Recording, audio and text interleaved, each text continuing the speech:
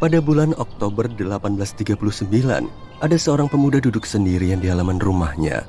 Dia bermain-main dengan kamera seadanya yang lensanya terbuat dari kacamata opera. Namanya adalah Robert Cornelius, dan dialah yang menjadi orang pertama yang melakukan selfie.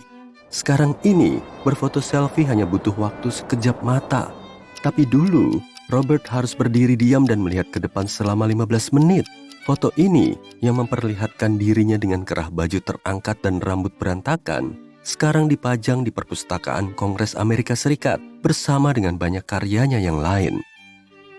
Foto selfie yang pertama kali ini disebut daguerreotype. Jenis foto ini sangat berbeda dengan foto yang kita kenal sekarang ini.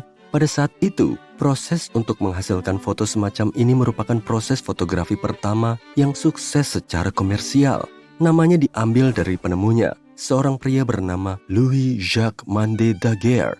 Setiap daguerreotype adalah sebuah foto tunggal yang ditampilkan pada pelat tembaga berwarna perak. Alat ini sangat berat dan gak fleksibel, tapi di sisi lain gambarnya tajam dan cukup akurat, terutama pada masa itu. Alat ini juga memiliki permukaan halus yang menyerupai cermin. Nggak seperti selfie pertama, foto diri seseorang yang pertama muncul secara nggak disengaja. Ini juga terjadi pada tahun 1800-an, saat Louis Daguerre ingin mengambil foto Boulevard du Temple di Paris. Tapi kalau diperhatikan dengan seksama, kamu akan melihat di tepi jalanan kota ada seorang pria yang sepatunya tengah disemir. Tapi kenapa foto ini begitu istimewa?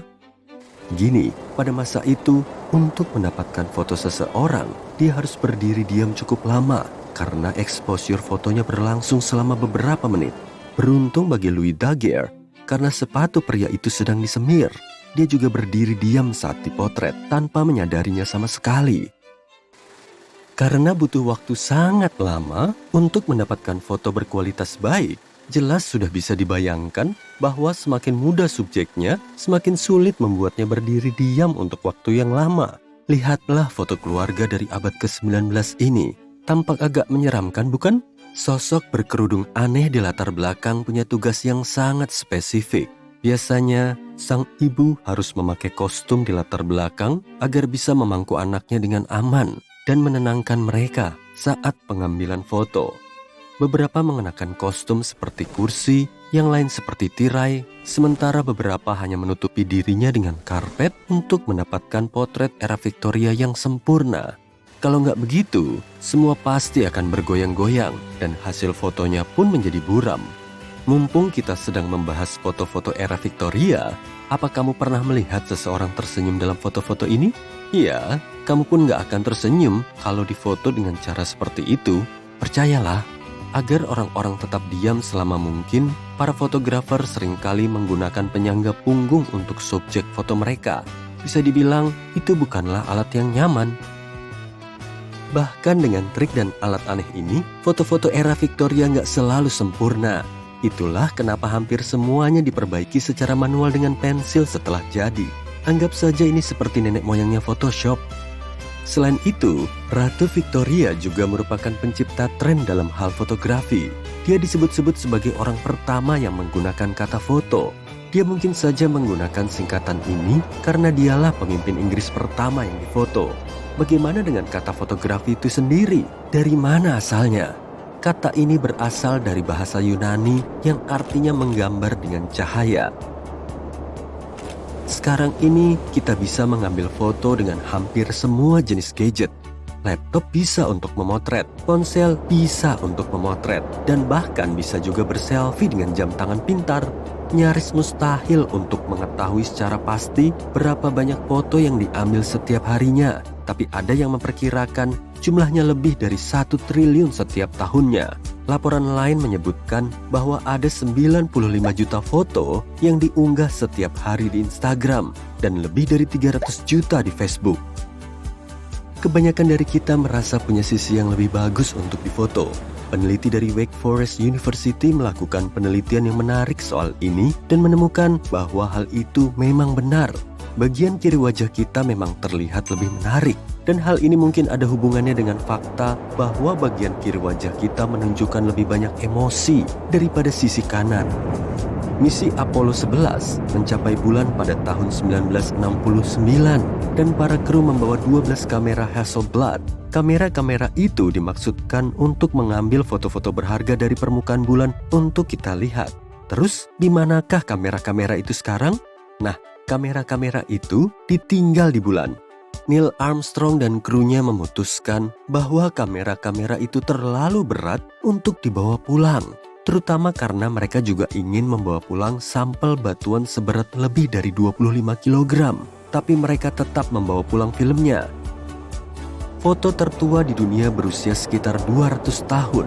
Jika itu belum cukup mengesankan, foto ini juga membutuhkan waktu sekitar 8 jam untuk diabadikan. Foto ini diambil oleh Joseph Niepce di Saint-Luc-de-Ferenc, Prancis, dan diberi judul Pemandangan dari Jendela. Foto ini menampilkan kastil dan bangunan lain dari daerah tersebut. Untuk menyelesaikan proyek ini, Niepce harus memproyeksikan sebuah gambar dari jendela untuk mengenai sebuah pelat peka cahaya. Dia kemudian menggunakan pelat ini untuk memindahkan detailnya ke selembar kertas. Untungnya, meskipun sangat rapuh, foto tersebut masih ada sampai sekarang.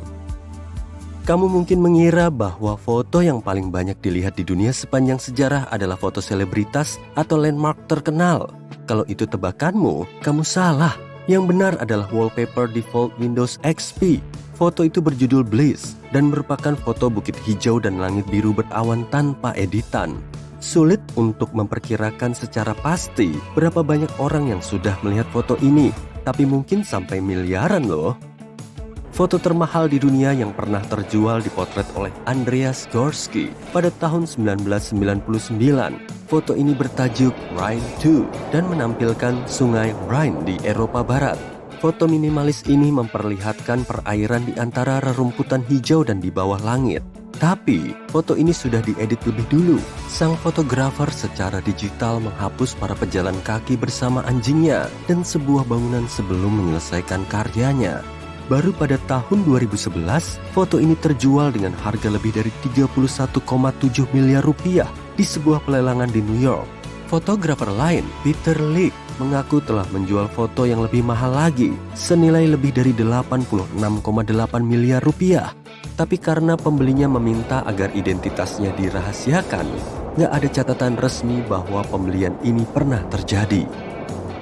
Bicara soal fotografer terkenal, belum lengkap rasanya kalau nggak menyebut karya-karya Yusuf Kars, seorang fotografer keturunan Armenia Kanada.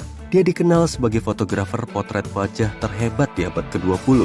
Portofolionya meliputi foto-foto Winston Churchill, Ratu Elizabeth II, Grace dari Monaco, Albert Einstein, Audrey Hepburn, Pablo Picasso, dan masih banyak lagi.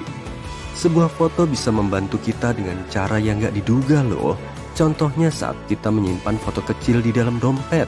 Sebuah tes dilakukan dengan cara menghilangkan 240 dompet dengan sengaja. Masing-masing berisi alamat kontak pemiliknya. 88% dompet yang menyimpan foto anak pemiliknya dikembalikan. 53% dompet yang menyimpan foto hewan peliharaan juga dikembalikan.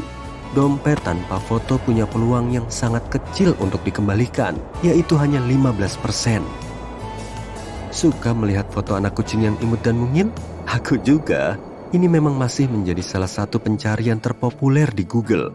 Tapi, konsep yang lucu ini ternyata jauh lebih tua dari yang kita bayangkan. Ternyata fotografi kucing sudah ada sejak abad ke-19. Semuanya dimulai pada tahun 1870-an saat seorang pria bernama Harry Pointer mengambil foto kucingnya. Dia kemudian melanjut mengambil lebih banyak foto dengan teman-teman kucingnya, menampilkan mereka sedang beristirahat, minum susu, atau tidur di keranjang.